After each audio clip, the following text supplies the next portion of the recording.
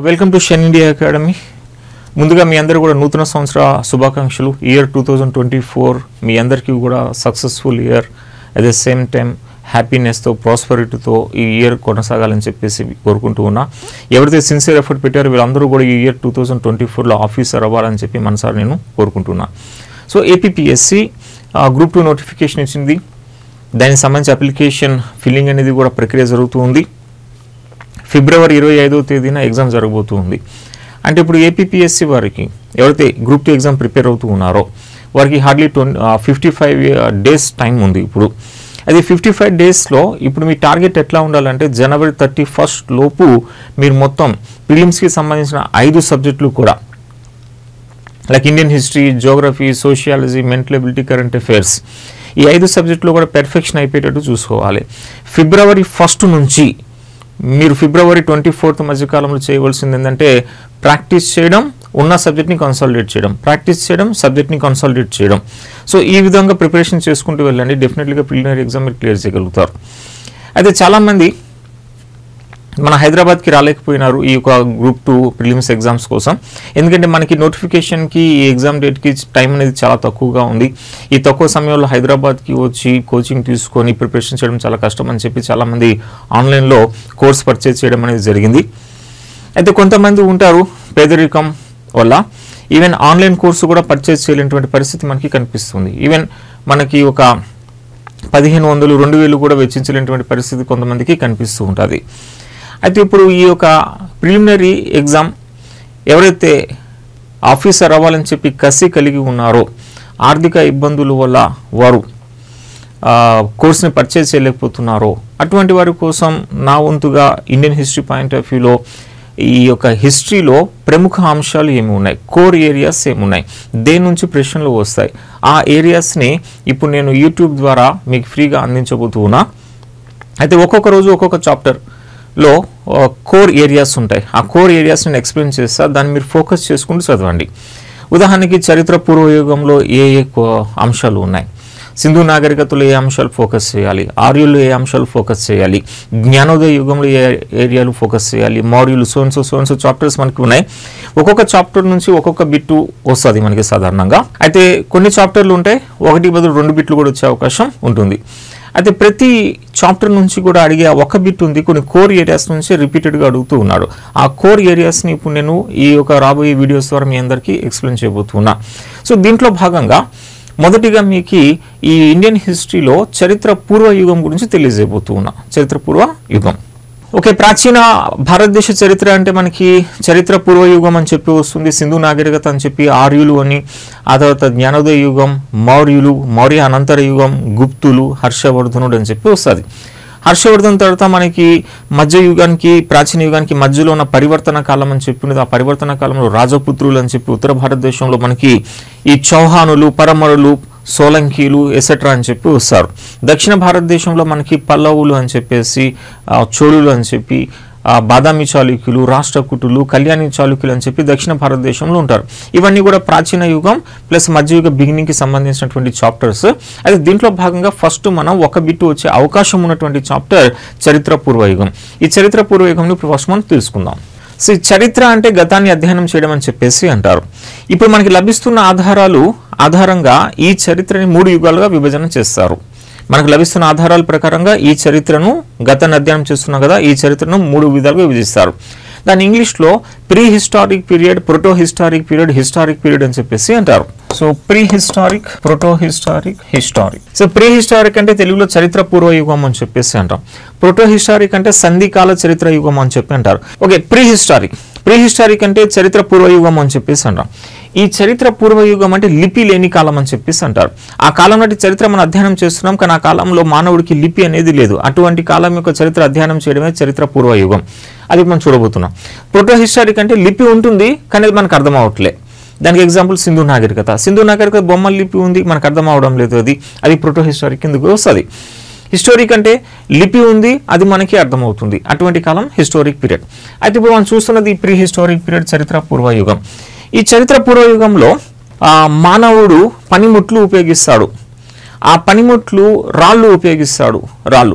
అలాగా మానవుడు రాళ్ళు ఉపయోగించాడు కాబట్టి ఆ కాలం నాటి మన రాతి యుగ మానవుడుగా మనం పిలిచాం. అయితే ఇప్పుడు రాళ్ళు ఉపయోగించే తీరులో కూడా ఒక దశలో ఒకలాగా రాళ్ళు ఉపయోగించాడు, ఇంకొక దశలో ఇంకొక విధంగా రాళ్ళు ఉపయోగించాడు, ఇంకొక దశలో ఇంకొక విధంగా రాళ్ళు ఉపయోగించాడు. ఆ విధంగా వాళ్ళు ఉపయోగించే రాళ్ళ తీరును బట్టి ఈ చరిత్ర పూర్వ యుగాన్ని పాత రాతి యుగం, మధ్యరాతి యుగం, కొత్త రాతి యుగం అని విభజిస్తారు. ఆ తర్వాత మానవుడు నెమ్మదిగా లోహం ఉపయోగిస్తాడు. లోహంలో రాగి కాపర్ ఉపయోగించాడు. కాపర్ కొంచెం మెత్తగా ఉంటుంది. సో కాబట్టి మానవుడు ఏం చేశాడు, ఆ రాగికి తగరం కలిపాడు. ఆ తగరం కలిపి దాన్ని కంచుగా మార్చాడు. అలా కంచు ఉపయోగించాడు ప్లస్ శిల కూడా ఉపయోగించాడు. దాన్ని తామ్రశిలా యుగం అంటాం, తామ్రశిల. ఆ తర్వాత మానవుడు ఇనుము కనుగొన్నాడు, ఇనుము ఉపయోగించాడు. ఆ కాలాన్ని ఇనుప యుగం అంటారు. ఇనుప యుగంలో మానవుడు కాస్త పెద్ద పెద్ద బండరాళ్లతో సమాధులు పేర్చినాడు, అంటే సమాధి పైన బండరాళ్ళు పేర్చాడు. అందువల్ల దాన్ని బృహత్ శిలా యుగం అని చెప్పి అంటారు, బృహత్ శిలా యుగం. ఆ విధంగా ఇప్పుడు మనం చూడబోతుంది చరిత్ర పూర్వయుగం. ఈ చరిత్ర పూర్వయుగంలో మానవుడు ఉపయోగించిన పనిముట్లు ఆధారం, మానవుడు ఉపయోగించిన పనిముట్లు ప్లస్ వాతావరణంలో చోటు చేసుకున్న ఈ మార్పుల ఆధారంగా ఈ చరిత్ర పూర్వ యుగాన్ని 5 యుగాలుగా విభజన చేస్తారు. ఆ 5 యుగాలు అని చెప్పేసి అంటే పాతరాతి యుగం, మధ్యరాతి యుగం. చరిత్ర పూర్వ యుగంలో మానవుడు ఉపయోగించిన పనిముట్ల ఆధారంగా చరిత్ర పూర్వ యుగాన్ని 5 యుగాలుగా విభజించాం.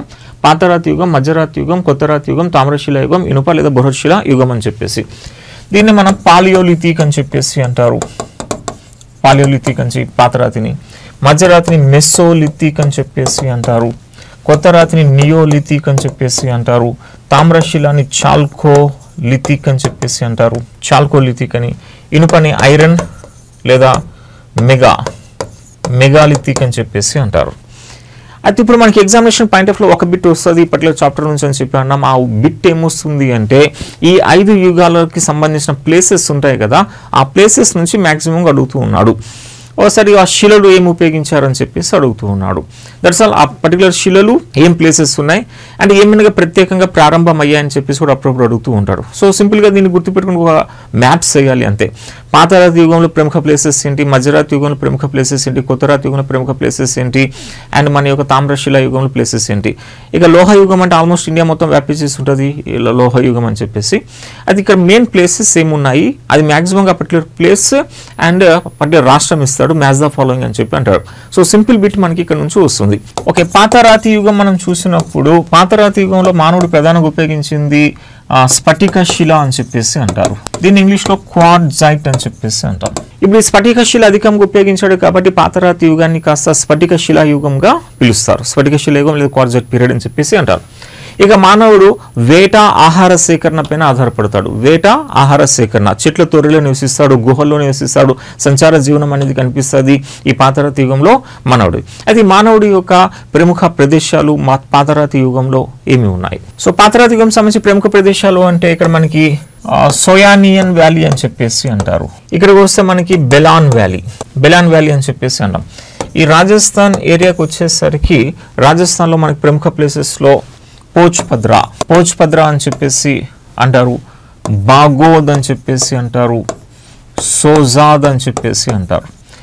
గుజరాత్కి వచ్చేసరికి గుజరాత్లో లంగనాజ్ అని చెప్పేసి అంటారు.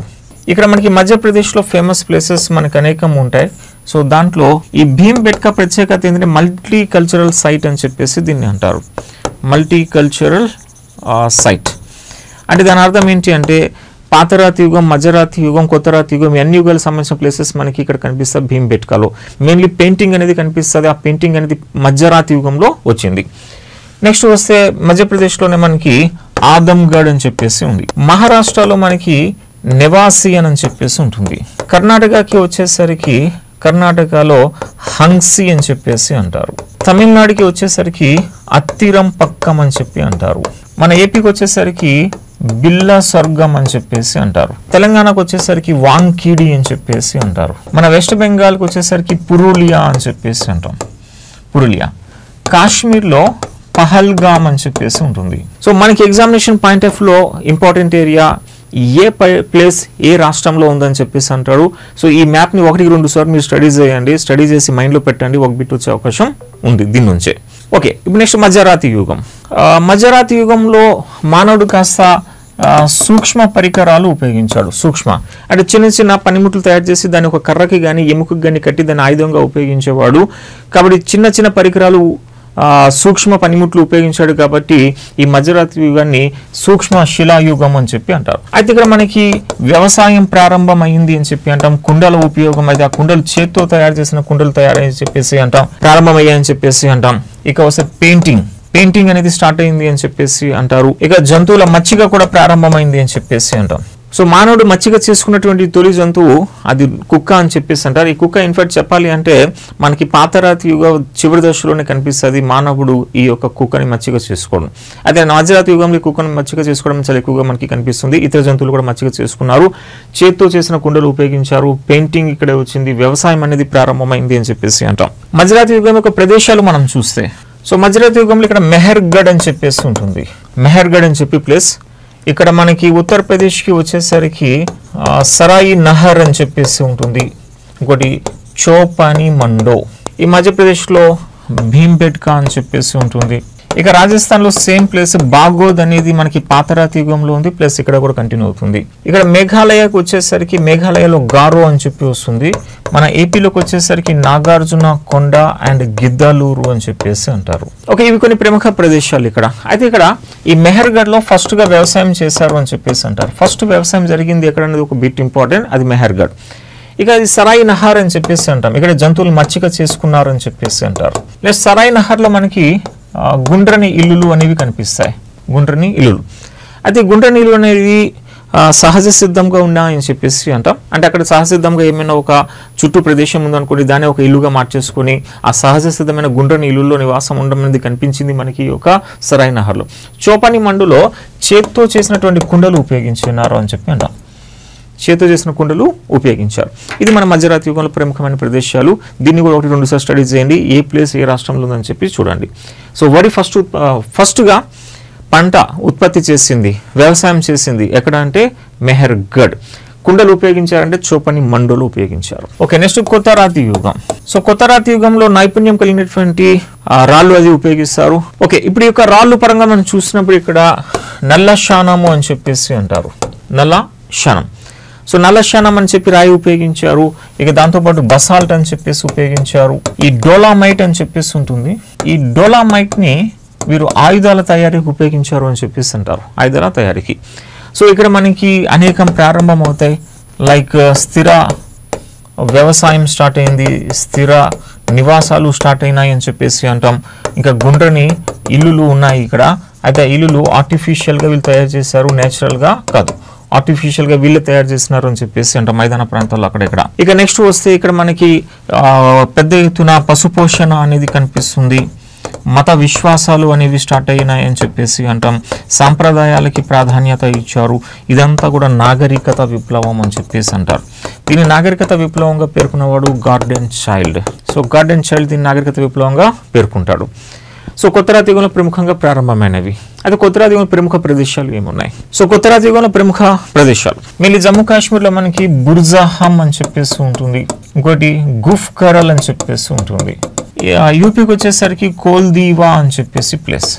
ఇంకొక ప్లేస్ మహాగరా అని చెప్పేసి అంటారు. మహాగరా. ఇక బీహార్కి వచ్చేసరికి చిరాంద్ అని చెప్పేసి అంటారు. ఈ కర్ణాటకకు వచ్చేసరికి సంగానా కల్లు అని చెప్పి ప్లేస్. ఇంకోటి బ్రహ్మగిరి అని చెప్పేసి అంటారు. మన యొక్క ఏపీకి వచ్చేసరికి గుండ్లూరు అనేది ఒక ఫేమస్ ప్లేస్. తమిళనాడులో పయ్యంపల్లి అని చెప్పేసి ప్లేస్. ఈ యొక్క తెలంగాణకి వచ్చేసరికి ఉట్నూరు. ఇవి కొన్ని ప్రదేశాలు ఇవి. సో ఇక్కడ కూడా మనకి రాష్ట్రం అండ్ ప్రదేశం మ్యాచ్ ద ఫాలోయింగ్ అని చెప్పి ఉంటుంది. సో కాబట్టి కంపల్సరీగా ఈ ప్లేస్ కూడా 1-2 సార్లు మీరు స్టడీ చేయండి. అది ఒక ఇంపార్టెన్స్.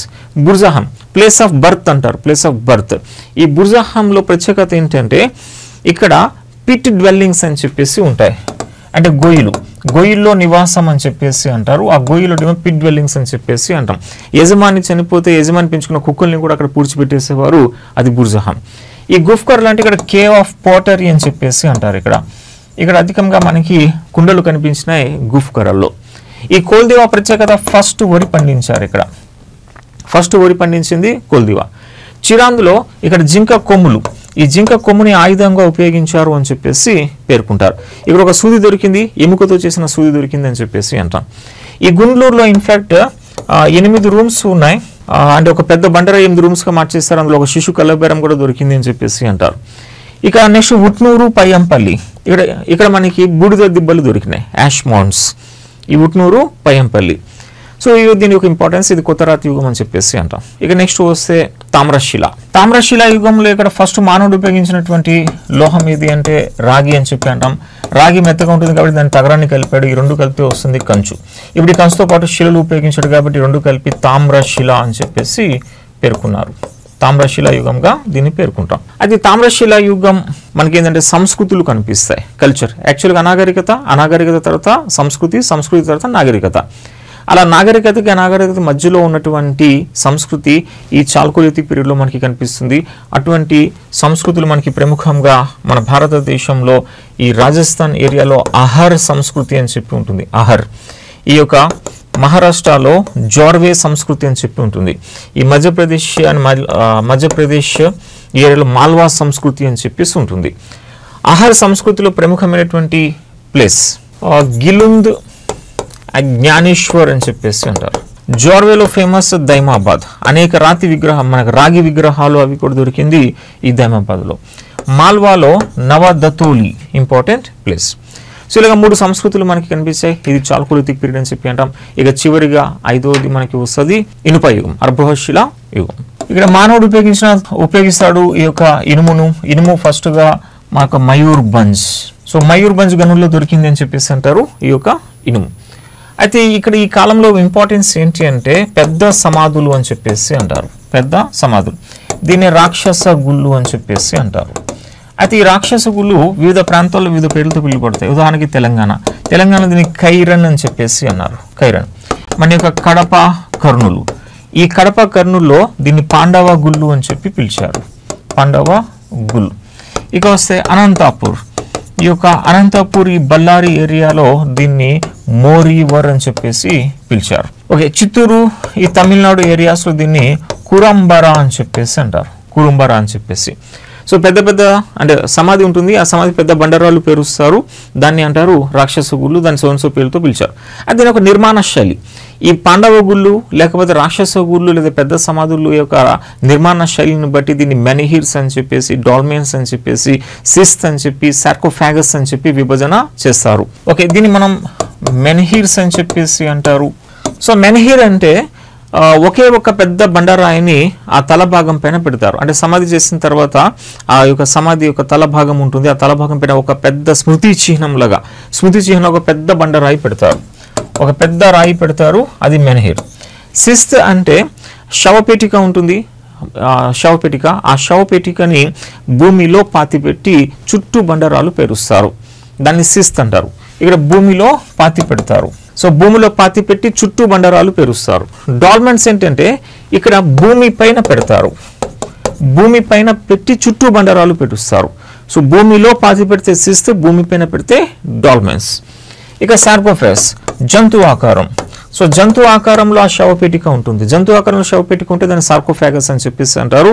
సో దీనికి బెస్ట్ ఎగ్జాంపుల్ శంఖావరము అని చెప్పేసి అంటాం.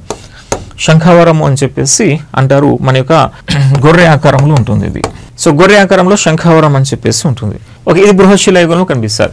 సో ఈ విధంగా ఇప్పుడు ఈ రోజు వీడియోలో మనం చూసింది ఏంటంటే పాతరాతి యుగంలో ప్రముఖ అంశాలు ఎగ్జామినేషన్ పాయింట్ ఆఫ్ ఒక బిట్ వచ్చే ఏరియా, ఆ ఒక బిట్ వచ్చే ప్రథమంగా ప్రదేశాల నుంచి మనకి అడుగుతూ ఉంటారు, ప్రదేశాల నుంచి. సో ఆ ప్రదేశాల నుంచి అంటే మనం చూసినటువంటి మ్యాప్లు దాన్ని మీరు మగ్గింగ్ చేయండి, వస్తే బిట్ ఈ ఏరియా నుంచే వస్తుంది. సో ఇదే విధంగా మనకి సింధు నాగరికతలో ప్రముఖ ఏరియాస్ ఏమున్నాయి అంటే షార్ట్గా క్విక్ రివిజన్. ఈ క్విక్ రివిజన్లో ఈ వీడియోస్ మనం కంప్లీట్ చేద్దాం. ఇది మీకు చాలా మీ ప్రిపరేషన్కి ఉపయోగపడుతుంది. సో ఈ ఫ్రెషర్స్తో పాటుగా అండ్ ఈవెన్ చాలా సీనియర్స్ కూడా కొన్ని కోర్ ఏరియాస్ని విడిచిపెట్టి ఏవో చదువుకునే సమయాన్ని వృధా చేస్తూ ఉంటారు. సో ఈ వీడియోస్ని ఫాలో అవడం ద్వారా మీ కోర్ ఏరియాస్ ఏంటో అర్థమవుతాయి, దాని బేస్ మీదుగా మీరు ప్రిపరేషన్ అనేది చేయవచ్చు. అయితే మన షైన్ ఇండియా అకాడమీ యాప్లో ఏపీ ప్రిలిమ్స్కి సంబంధించినటువంటి కోర్స్ అనేది అందుబాటులో ఉంది. సో ఇప్పుడు మన న్యూ ఇయర్ సందర్భంగా ఇప్పుడు ఈ జనవరి 1 జనవరి 2 డేస్ పాటుగా సో 50% డిస్కౌంట్తో అందుబాటులోకి వచ్చింది. సో దీన్ని సద్వినియోగం చేసుకునే వాళ్ళు సద్వినియోగం చేసుకోండి. అట్ ద సేమ్ టైం మనకి ఆన్లైన్ ఆఫ్లైన్ క్లాసెస్ అనేవి తెలంగాణకు సంబంధించి కూడా ఈ సంక్రాంతి తర్వాత ప్రారంభం కాబోతూ ఉన్నాయి. దానికి సంబంధించి కూడా ఆఫీసులో మీరు సంప్రదించవచ్చు. ఓకే, నెక్స్ట్ వీడియో మనం సింధు నాగరికతతో కలుద్దాం. Thank you very much.